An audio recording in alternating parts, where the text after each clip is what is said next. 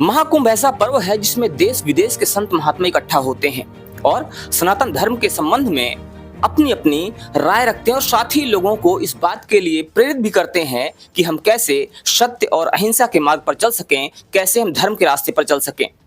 धर्म को आगे बढ़ाने पर भी चर्चा होती है और इसी बीच हमारे साथ में इस समय मौजूद हैं स्वामी चिन्मयानंद जी महाराज, जो इस समय कुंभ में पदार्पण कर चुके हैं। आइए इनसे बात करते और जानने की कोशिश करते हैं कि आखिर कुंभ का क्या महत्व है और चूंकि ये कुंभ 144 साल के बाद पड़ रहा है तो इस कुंभ को लेकर स्वामी जी की क्या राय है। महाराज जी प्रणाम। ये प्रयाग का इस वर्ष का कुंभ एक ऐतिहासिक अवसर है और जैसा कि लोग कह रहे हैं कि 144 वर्षों के बाद यह कुंभ आयोजित हो रहा है और इसको लेकर लोग जीवन में बहुत व्यापक चर्चा है।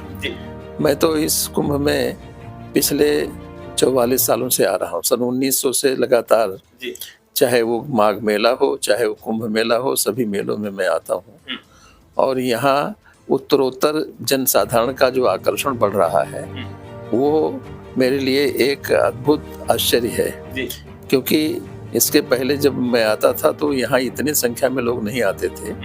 पर्वों पर आते थे लेकिन सामान्य दिनों में कल्पवासी लोग तो होते थे, लेकिन इतनी बड़ी संख्या में लोग पर्वों पर स्नान करने नहीं आते थे।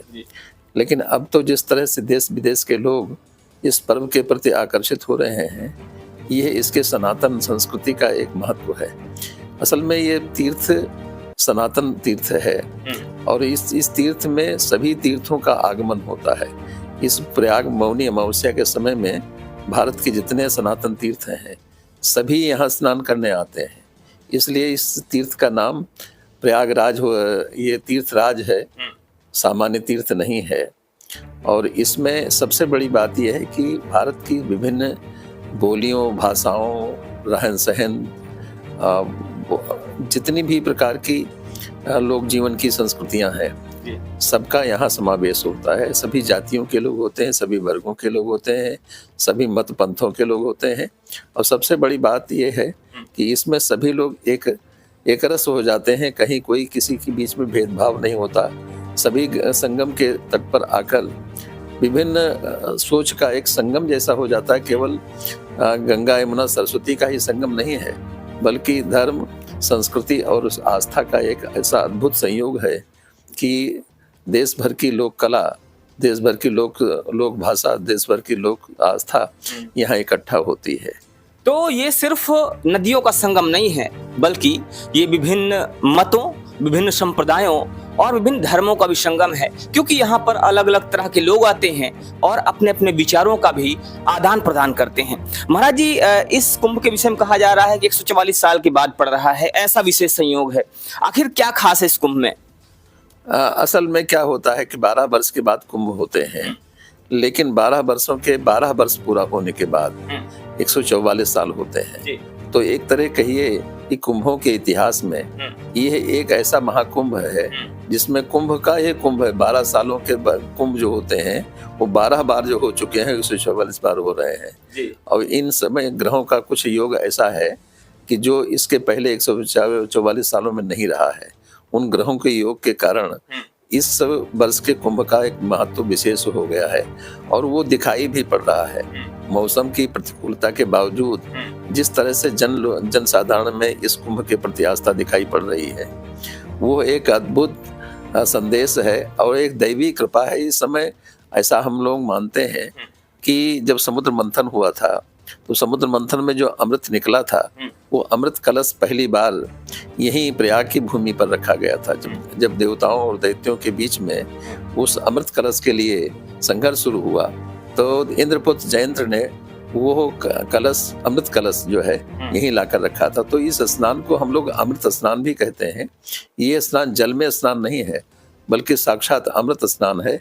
इसमें धर्म की गंगा है, इसमें भक्ति की गंगा है, कर्म की जमुना है और ज्ञान की सरस्वती है।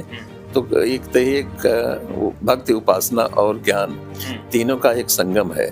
व्यक्ति के जीवन में जो उसके शरीर में है, जो उसके मन में है, जो उसके विचार में है, वो सब कुछ एक जगह समाहित होता है। जब वो गंगा में डुबकी लगाते हैं तब वो गंगा में डुबकी नहीं लगाते हैं, बल्कि वो समग्र आस्था के सरोवर में डुबकी लगाते हैं जो भगवान विष्णु से के चरणों से निकल करके महासागर तक जाती है। तो ये जो संगम है, इसके विषय में महाराज जी बता रहे थे, इस कुंभ के विषय में बता रहे थे कि ये कुंभ खास क्यों है, क्योंकि 12 साल में एक बार कुंभ आता है और जब 12 कुंभ बीत जाते हैं तब ऐसा विशेष संयोग बनता है 144 साल पूरे होने पर, क्योंकि कुछ ग्रह नक्षत्रों का भी विशेष संयोग है, इस वजह से भी कुंभ खास हो जाता है।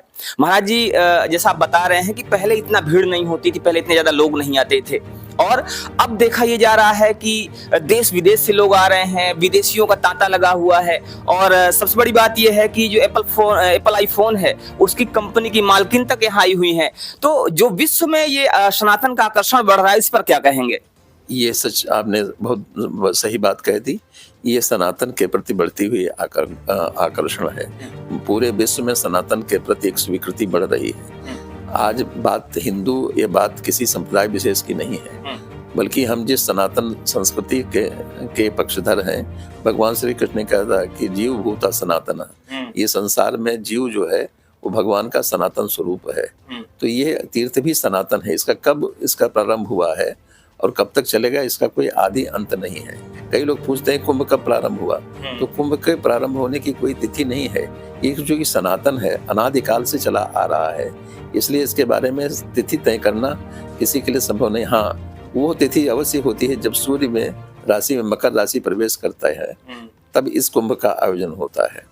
और विशेष तौर से जो 12 वर्ष के बाद मौनी अमावस्या के दिन जो तीर्थों का, वो नक्षत्रों का संयोग होता है, वो अपने आप में एक अद्भुत होता है। इसके पहले वर्ष में कभी ऐसा संयोग नहीं होता जब इतने ग्रह नक्षत्रों का पुण्य योग। अब बुधादित्य योग भी बन रहा है, जिस योग में लोग स्नान करके तमाम पुण्यों को भी प्राप्त नहीं करते हैं, बल्कि सांसारिक सुखों सुविधाओं को भी प्राप्त करते हैं।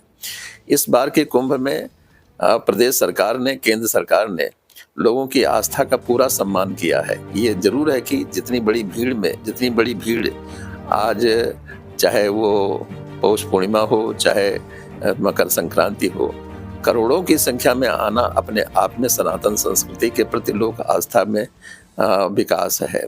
विश्व में लोग अब सनातन संस्कृति को स्वीकार कर रहे हैं और सनातन के प्रति लोगों की आस्था बढ़ी हुई आस्था ही का ही प्रमाण।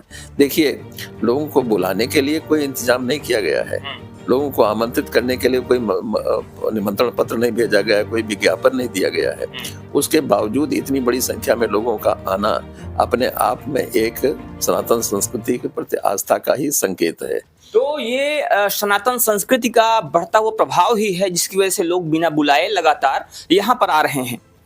महाराज जी, आप तो लगातार पिछले कई वर्षों से, 44 सालों से आप देख रहे हैं कुंभ को और महाकुंभ को।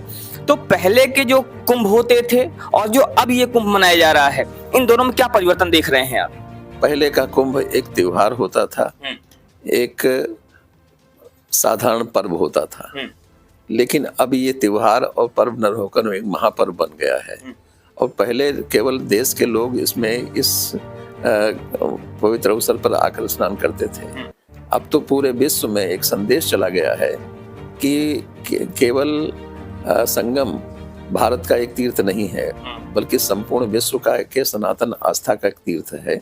इसलिए वो चाहे जिस धर्म के हों, चाहे जिस मजहब के हों, चाहे जिस मत पंथ के हों, सभी इसमें आकर डुबकी लगाना चाहते हैं, पवित्रता प्राप्त करना चाहते हैं। जैसा आपने कहा कि आईफोन की मालकिन भी इस कुंभ में, तो आईफोन की ही बात नहीं है, न जाने कितने मल्टीनेशनल कंपनियों के लोग यहाँ आ रहे हैं और अपनी तमाम सुख सुविधा को छोड़ करके कि उस खुले आसमान के नीचे गंगा की रेती में जहाँ कठोर सर्दी है, वहाँ आकर के जब वो स्नान करते हैं तो स्वयं में को धन्य महसूस करते हैं। और ख़ासतौर से यहाँ नागाओं की संस्कृति लोगों को आकर्षित करती है कि ठिठुरते सर्दी में किस तरह लोग बिना किसी वस्त्र के और बिना किसी परिधान के नंगे होकर गंगा में स्नान करने के लिए इतनी आतुरता से, इतने उत्साह से, इतने उमंग से जाते हैं।